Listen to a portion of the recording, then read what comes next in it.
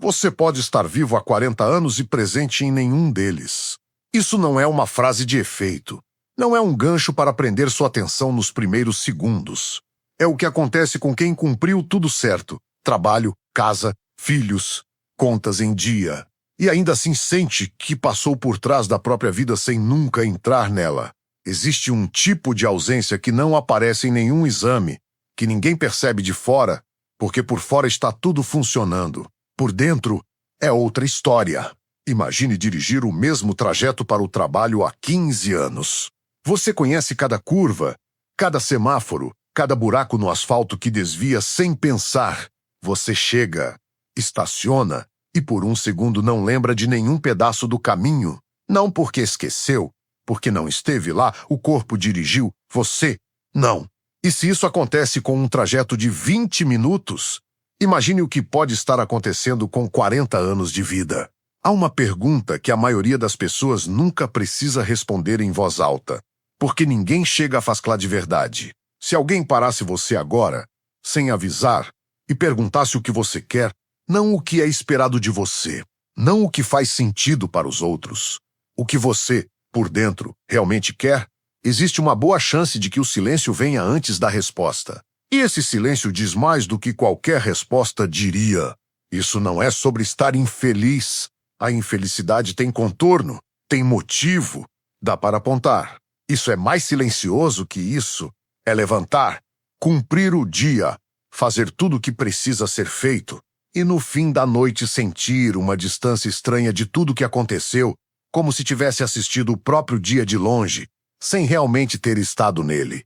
A ausência não é fraqueza, é o resultado de décadas sem pausa. Tem um momento comum a quase todo mundo que vive isso, e quase ninguém comenta.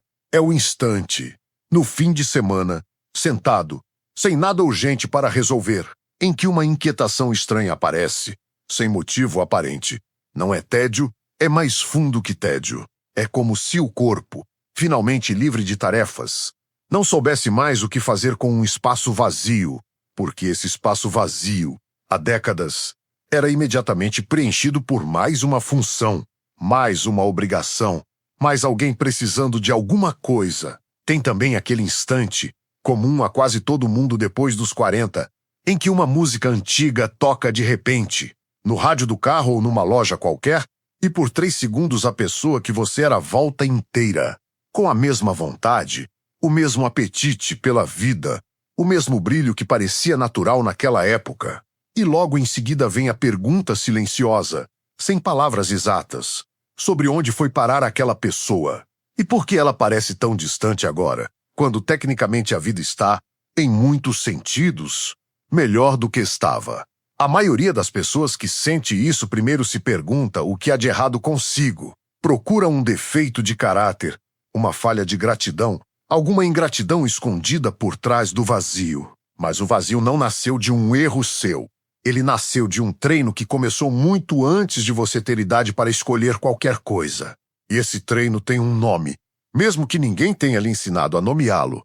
Desde cedo, alguém, um pai, uma mãe, uma escola, um mundo inteiro organizado em torno de função, ensinou que valer alguma coisa era o mesmo que ser útil, ser o filho que não dá trabalho, ser o aluno que tira nota boa, depois, ser o profissional que entrega, o parceiro que sustenta, o pai ou a mãe que nunca falha.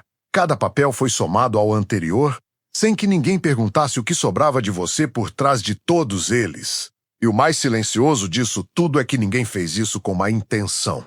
Os pais que ensinaram valor através de utilidade também aprenderam assim, com os pais deles. Não existe um único culpado nessa história. Existe uma corrente que atravessa gerações, cada uma repassando para a seguinte a mesma equação não dita. Produzir é igual a merecer, entregar é igual a valer, e ninguém, em nenhuma dessas gerações, teve tempo de parar e perguntar se essa equação era mesmo verdadeira. Imagine tirar um crachá, um cargo, um sobrenome de função, o papel de provedor, de cuidador, de pilar da família. Tire tudo isso, por um instante, só na imaginação. O que resta, se a resposta que vem é um silêncio parecido com aquele silêncio de antes, é exatamente isso que este vídeo trata. Não porque você fez algo errado, Porque ninguém nunca te devolveu essa pergunta. Existe algo sobre esse mecanismo que raramente é dito em voz alta, e é isso que muda tudo quando finalmente é nomeado. Há uma diferença entre servir e desaparecer, e quase ninguém aprendeu a distinguir as duas. Servir é dar de si mesmo sabendo que existe um si mesmo por trás do gesto. Desaparecer é dar de si mesmo até que não sobre nenhuma referência do que existia antes de começar a dar. A maioria das pessoas que vive ausente de si não desapareceu de uma vez. Num único gesto dramático. Desapareceu aos poucos, gesto depois de gesto, cada um pequeno demais para perceber sozinho, todos juntos grandes demais para ignorar depois de 20 anos. E existe um detalhe cruel nesse processo. Quanto melhor alguém é em cumprir a função, mais elogios recebe por isso, e mais reforçada fica a crença de que aquilo é o caminho certo. O provedor eficiente é elogiado. O pai presente em tudo que é prático é admirado. A mãe que nunca falha é louvada. E a cada elogio, a pergunta sobre o que existe além da função fica um pouco mais distante. Porque por que questionar algo que parece estar funcionando tão bem aos olhos de todo mundo ao redor? Epicteto, um homem que nasceu escravo e passou a vida ensinando o que realmente pertence a nós, dizia aqui que algumas coisas estão sob nosso controle e outras não. Nossos julgamentos, nossos impulsos, nossos desejos, isso é nosso. O corpo, a reputação, os cargos que ocupamos, isso não é nosso, é emprestado pelas circunstâncias. Ele não estava falando sobre indiferença. Estava falando sobre onde de fato mora a sua vida. O problema nunca foi ter um papel, ter função, cumprir compromissos, sustentar uma casa. Isso pode conviver perfeitamente com estar presente. O problema é quando o papel engole tudo que não é papel, quando a função vira a única coisa que resta de você e o que estava por trás dela, aquilo que sentia, que queria, que temia, foi sendo empurrado para um canto tão distante que você mesmo esqueceu que existia. E tem uma parte disso que a maioria das pessoas descobre tarde demais ou nunca descobre. Ninguém escolheu isso de propósito. Você não decidiu, num dia qualquer, deixar de perguntar o que sentia. Isso aconteceu devagar, ao longo de anos. Cada vez que uma necessidade sua foi adiada em nome de uma necessidade alheia. Cada vez que um cansaço foi engolido porque havia algo mais urgente para resolver. Cada vez que um sonho foi guardado numa gaveta com a promessa silenciosa de que um dia haveria tempo. O tempo nunca chegou porque a gaveta virou hábito. E o preço disso não aparece de uma vez. Aparece em fatias tão finas que ninguém percebe o corte. Um ano você adia uma viagem porque o trabalho pede prioridade. No outro, adia uma conversa importante porque não é hora. No seguinte, adia até a pergunta sobre se está feliz. Porque parar para responder isso parece um luxo que não cabe na agenda. 20 anos depois, a soma dessas fatias finas é uma vida inteira vivida no modo função, sem que um único dia tenha sido marcado como o dia em que tudo mudou. Marco Aurélio, um dos homens mais poderosos que já existiram, escrevia para si mesmo, à noite, sozinho, sobre não desperdiçar o tempo que ainda restava vivendo em função dos outros quando ainda havia tempo de viver para si. Ele não escrevia isso como um imperador dando ordem a um império. Escrevia como um homem cansado, tentando lembrar a si mesmo de algo que o cargo o fazia esquecer todos os dias. Reconhecer essa ausência não é uma crise. É o primeiro sinal de que algo em você continua vivo o suficiente para sentir falta de si mesmo. Uma pessoa completamente desligada não percebe o vazio. Ela só é o vazio. O fato de você ter chegado até aqui, sentindo essa distância estranha, significa que uma parte sua nunca parou de te chamar de volta, mesmo depois de décadas sendo ignorada. A virada não é sobre fazer mais coisas. Não é sobre uma lista de mudanças para aplicar amanhã de manhã. Presença não se conquista com mais tarefas. Presença é uma escolha silenciosa, feita várias vezes ao dia, de estar realmente onde o corpo está, em vez de deixar o piloto automático continuar dirigindo sozinho enquanto você observa de longe, como quem assiste um filme sobre a própria vida sem participar dele. Isso não é falta de força. É excesso de função. Existe uma imagem simples que ajuda a entender essa diferença. Pense num rio que foi canalizado, com muros de concreto de cada lado, para que a água chegasse exatamente onde era necessária. na hora certa, sem desperdício, sem transbordar em lugar nenhum, funcional, eficiente, útil. Mas um rio canalizado não é mais um rio no sentido pleno da palavra. Ele virou um sistema de distribuição. E há algo nisso que se parece muito com o que acontece com uma vida inteira organizada em torno de função. Cada gota de energia direcionada exatamente para onde é exigida. Sem sobra, sem espaço, sem aquele desvio inútil e necessário que é simplesmente sentir alguma coisa sem propósito nenhum além de sentir. Pense em como isso aparece na vida real, longe de qualquer teoria. É o pai que assiste ao jogo do filho pelo celular, gravando, sem realmente ver o jogo. É a mulher que organiza o jantar de família inteiro, cuida de tudo, de todos. E no meio da mesa cheia sente uma solidão que não devia estar ali, porque tecnicamente está cercada de gente que ama.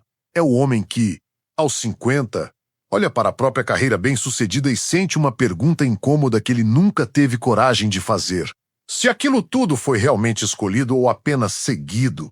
É também o casal que divide a mesma casa há 20 anos e conversa todos os dias sobre horários, contas, filhos, compromissos, mas percebe, num raro momento de silêncio, que faz anos desde a última vez que conversaram sobre algo que não fosse logística. Nenhum dos dois fez nada de errado. Os dois apenas ficaram tão ocupados administrando a vida em comum que esqueceram de habitar essa vida junto, e não sozinho ao lado do outro. É o momento em frente ao espelho, rápido, quase sem querer, em que alguém se olha de verdade pela primeira vez em semanas. E por um segundo não reconhece completamente aquele rosto. Não porque envelheceu, mas porque faz tempo que não parava tempo suficiente para realmente se ver. É o feriado em família, todo mundo reunido, risadas genuínas, mesa farta.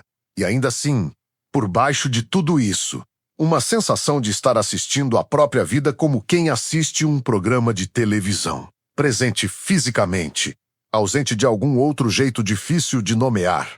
É também aquele momento, tarde da noite, quando a casa finalmente fica quieta e em vez de descanso vem uma inquietação sem nome, como se algo estivesse pedindo para ser ouvido depois de anos calado.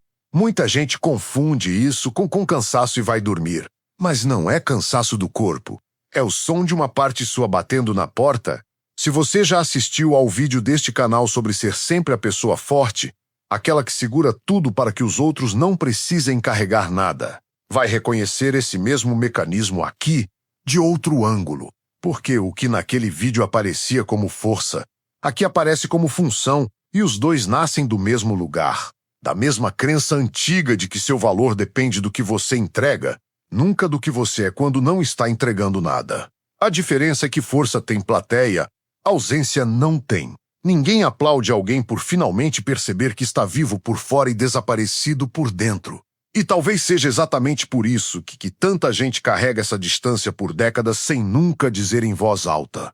Porque não existe elogio esperando do outro lado dessa confissão, só o alívio silencioso de finalmente ter nomeado algo verdadeiro. Há também um medo escondido atrás dessa ausência, e ele raramente é confessado mesmo para si mesmo. É o medo de que, se você parar de correr, se você finalmente perguntar o que quer, a resposta possa exigir alguma coisa que pareça grande demais para mudar agora. É mais fácil manter o piloto automático ligado do que arriscar descobrir que talvez alguns anos tenham sido vividos na direção errada. Mas essa pergunta, por mais desconfortável que pareça, nunca pediu uma reforma completa da vida. Ela só pediu para ser ouvida. Existe ainda outra camada dessa mesma ausência, mais difícil de admitir que as anteriores. É a suspeita, guardada bem no fundo, de que talvez algumas escolhas de décadas atrás, a carreira seguida, o caminho tomado, tenham sido feitas mais para agradar ou para não decepcionar alguém do que para de fato honrar um desejo próprio. Essa suspeita costuma ser afastada rapidamente, porque encará-la parece implicar que anos inteiros foram, de alguma forma, desperdiçados. Mas não é isso que ela diz. Ela não pede arrependimento, pede apenas reconhecimento, e reconhecimento não exige que nada daquilo tenha sido em vão. Exige apenas que, daqui para frente, as escolhas comecem a incluir a pergunta que ficou de fora até agora. Nomear já é o primeiro movimento. Antes de qualquer mudança de rotina, Antes de qualquer decisão grande, existe o simples ato de parar, por um instante, e se perguntar se aquilo que você está fazendo agora é o que você quer ou apenas o que você sempre fez. Essa pergunta, feita com honestidade, sem pressa de responder certo, já é o começo de voltar para dentro da própria vida. Você não precisa largar o emprego amanhã. Não precisa reorganizar a família, cortar relações, mudar de cidade.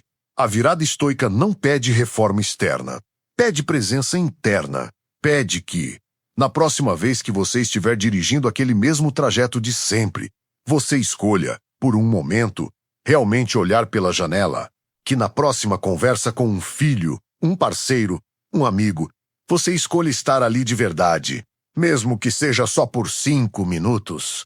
E talvez o mais importante, pede que você pare de tratar essa ausência como um defeito a ser corrigido às pressas. Ela não é um erro de fabricação. Ela é o resultado natural e absolutamente humano de décadas vividas sob a lógica de que descansar, sentir, querer, tudo isso vinha depois, sempre depois de terminar a lista, depois de resolver a crise, depois que os filhos crescessem, depois da aposentadoria. A vida inteira empurrada para um depois que nunca chegava sozinho. Sêneca escreveu, há 2000 anos, que a vida não é curta, o que fazemos é desperdiçá-la.